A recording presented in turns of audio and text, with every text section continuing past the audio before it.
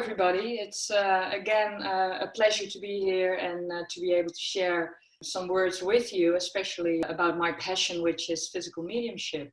For those who don't know me, physical mediumship was not the start of my journey in mediumship. Actually, I started as a healer before I went into mental mediumship, and then eventually trance came into my mediumship development. And from that, it became clear that I was supposed to develop further physical mediumship.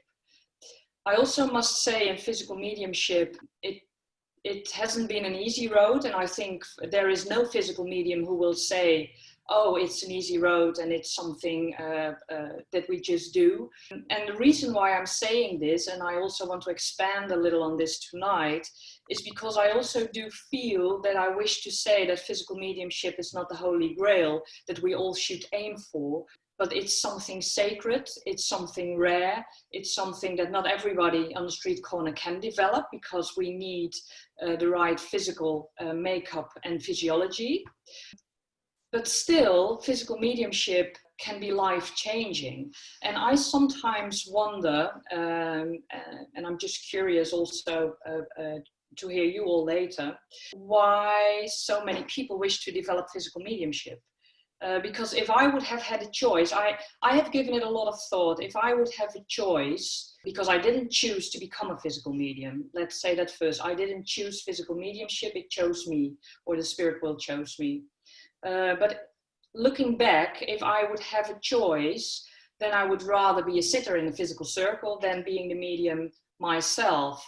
Also because of all the sacrifices we give, especially energy-wise, time-wise, but also health-wise. And I think a lot of people don't understand or don't think about those consequences being involved for the physical medium. For those, I'm not sure if there are many new people here within this subject, but it might be good to explain a little bit about physical mediumship. Physical mediumship, like I said, is a rare form of mediumship where the medium generally goes into a trance state. Sometimes a lighter trance state, but most of the times, and especially when we speak about a materialization mediumship, the physical medium goes into the deepest states of trance, sometimes even a catatonic state of trance. And most of the times, physical mediums, like myself, we sit in darkness in a cabinet, and the cabinet is used to build the energy and to contain the energy. It also helps in the materialization process. And what happens is that within the seance room, the spirit world is allowed to manifest in a physical manner or to produce physical phenomena.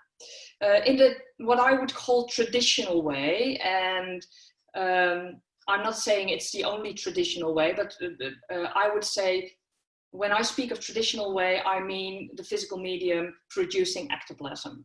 That's what I call the traditional way. In the traditional way, ectoplasm is being exuded by the medium, and in combination with the energy within the room, the energy of the sitters, the power that spirit provides, and again the makeup of the medium, that will create an environment for the ectoplasm so that the spirit world can take that ectoplasm, manipulate the ectoplasm, and use it to either materialize, for instance, to create a voice box so that voices, objective voices can be heard, or sometimes even to make ectoplasmic rods to levitate the medium. But ectoplasm is being used to produce the phenomena. But it's always a cooperation between the circle, the physical medium, and the spirit world. And what is most important, and for those who sit in a home circle themselves, it is most important to have that harmony within the circle. Because without harmony, you know, you can have a physical medium in the circle, but nothing will happen without the harmony and the right intent. If we take a look, and I'm slightly moving aside, but I will come back to the physical mediumship part. But if we all look at the purpose of mediumship in general, and also physical mediumship, then we should know that it's not all about the communication with the spirit world. It's not all about bringing proof of the afterlife.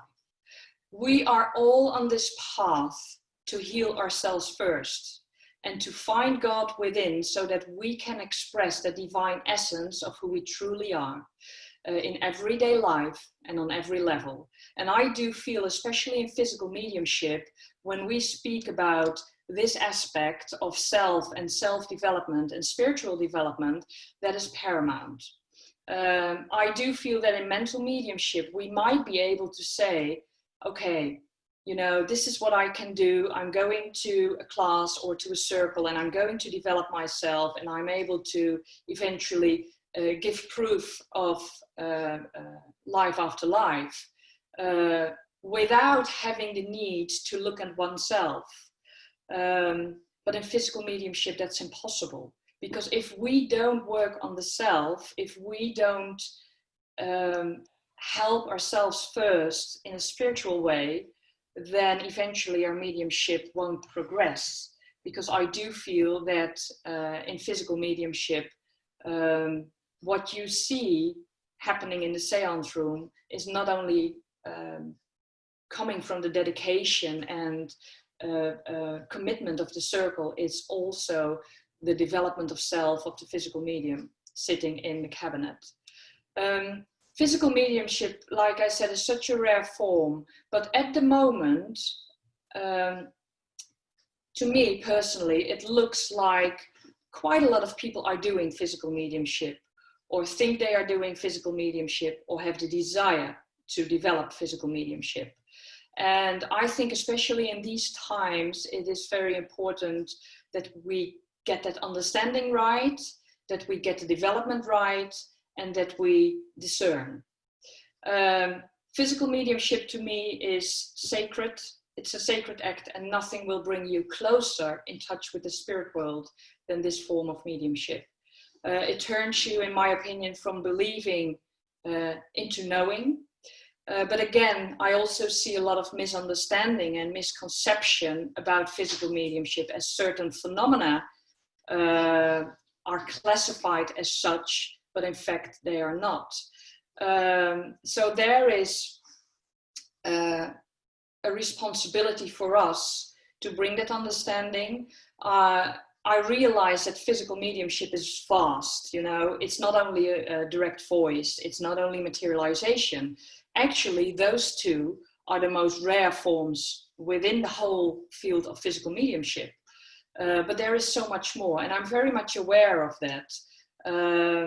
But still, I do feel that we all need to get it right and to understand what we are actually doing, because in my opinion, that's also the way to for physical mediumship to survive. So saying this, I'm not saying, or I don't want to discourage anyone to sit, because I do believe that sitting for the spirit world is paramount. It's most important to give your time to them so that they can develop you, because there is no teacher in the world who can make you a medium. Only the spirit world can do this. But I think it is important that we understand, and I had to learn to understand it myself, to sit in the right way and with the right intent. It's not about what we think we should be. It's not about what we think we are. It's about what the spirit world sees within you as an ability to be unfolded. And I think that's also the way forward in development.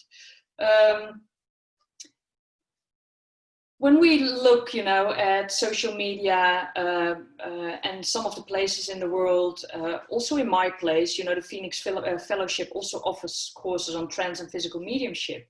So you might question now, well, why is she saying this? If the, you know, and why would I go to a course like this if I want to develop physical medium, but it's the spirit world developing us? Well, actually, mediumship is all about having an experience and nothing more than that. it's the spirit world developing you. But as a teacher, we can give you that experience, we can give you that guidance, that safe environment, and that support and encouragement to go on and to continue and to keep going. And it might be a wonderful stepping stone for you to take you further down the road of either physical mediumship or trance or healing or whatever the spirit world wishes to develop. And that's why I said in the beginning, physical mediumship is not holy grail, because there are so many great aspects within mediumship. You know, they are just as important. But again, as a physical medium and also as a teacher, I do feel in a way that it is my responsibility at the moment to share this with you and also to stand up for the true expression of physical mediumship. So that's why I'm sharing these words with you. Like I said, I never planned to be a physical medium. I planned to go and to start a circle years ago. I think it was a few years after I started doing mediumship. I think it was in 2009 or 10 that I started a circle, but not a circle for myself. I started as a circle leader for another medium who was hoping to develop physical mediumship. We sat for 2 years and nothing actually happened at that time, other than that then there was some phenomena all the time around me, but I didn't understand at that time. So after 2 years, this circle stopped, and well, I got a strong sign from the spirit world that it should be me sitting in a cabinet. And at first I didn't want to, because I like to be in control, and in ways, in mental mediumship, in healing, you know, of course, mediumship is about surrendering, but not to the degree as you have to do when you develop trance or physical mediumship. That's a different ball game. But again, the spirit world is a clever world, is an intelligent world, and they will find their ways to let you know if this is your way or not. And this is what happened with me also in my development. I also do believe that physical mediums are born. But I also believe that when we look at energy-based phenomena, for instance, that those can be developed with a group of dedicated people sitting in harmony together and in love for the spirit world. You can never separate the traditional way from the energy-based way, because even in the traditional way where the physical medium produces ectoplasm, still there might be some phenomena being created in a different way than with help of ectoplasm. So you can't be, you know, completely black or white, but within time it will become clear in what way the spirit world is able to develop you. And it became quite clear to me within a few years also after starting sitting in my own circle. So this is a bit about the things I want to share. I do realize that we have some challenges in physical mediumship, that we do have some problems in physical mediumship. But some of the problems are of all times. You know, for instance, throughout the ages in modern spiritualism, physical mediums, I should say, have been accused of fraud and trickery. That's something we have to deal with, because most of us work in darkness. And there will always be those people who will never believe what is taking place because it's beyond what they can accept. Also, we have to deal, and this is something that every medium, I feel, has to feel for themselves, is the difference between, let's say, celebrity and spirituality. The difference between spiritualism and materialism. Because we see in this society where we are living now, Many people hope to develop quickly. My dear friend David Thompson would call it McDonald mediumship, because many are hoping to develop quickly, and physical mediumship doesn't know any shortcuts. But also we should be very much aware, not only in physical mediumship, but in general, of the danger of money and power. And we should keep our endeavors spiritual. We should keep our focus as a circle spiritual. And I feel that is important also. There are countries in the world, and I've worked in many countries in the world, where there is not a huge need as a medium to give proof of the afterlife, to give solid proof, let's put it that way, of the afterlife. So that can cause a problem in a seance room in physical mediumship also, because this is what they see, and they are not educated well enough on the phenomena and terminology with physical mediumship. If we take a look at television and the media, I think that every country has or had programs where mediumship was broadcasted in ways. Some of them perhaps helped in a way to open up people, but I also know that in some cases it created a totally different picture of what actually real mediumship is. So we also must be aware of that. Seances need to support spiritual progress and growth. They need to support healing. And I think that should be paramount in every seance, and also within the development of the physical medium and the circle. We should be aware as circles, as developing mediums, because I do feel I'm still developing. We are all still developing, and I always say to people, you will be the best medium on the day you die. So in other words, we will always develop. But we should always be aware also within the circle of lack of harmony and brotherhood and love and support.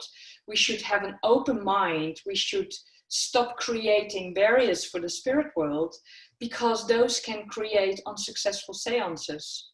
And if unsuccessful seances are created, what happens often, and that's what I've seen over the past years, is that the physical medium is blamed. But we forget the importance of the sitters within the seance room. So those are just a few challenges or problems, or whatever you want to call them, that I see at the moment within the world of physical mediumship.